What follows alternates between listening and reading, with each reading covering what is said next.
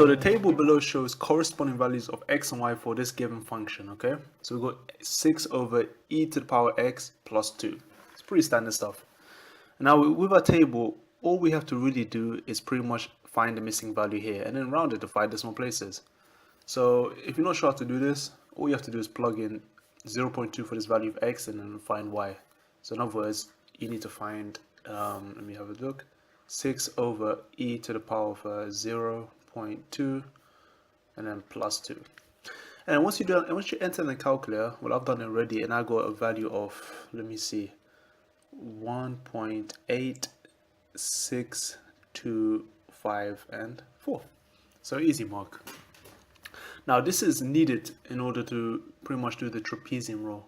And the trapezium rule is used to find the area under a curve for a given function. And this is, instead of using integration or calculus, we can just use a nice formula. So this trapezium formula is given by this.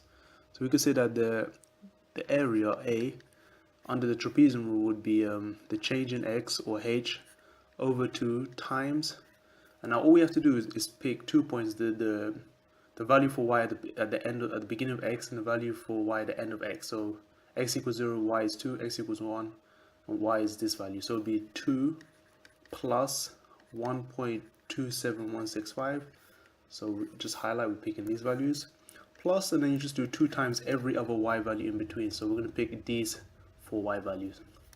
So make sure you put them all in. So it'll be 1.86254 plus ... So all of them plus 1.41994.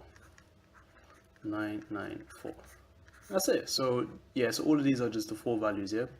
And once you do that, you should get a total area. Oh yeah, the delta x, just in case you know what this means the change in x, so what's happening in each step. So we're going up in 0.2s. So delta x here will just be 0.2. So 0.2 over 2. So yeah, as I was saying, put that in the calculator and you should get a final estimate area to 4 decimal places of 1.6413 for dp.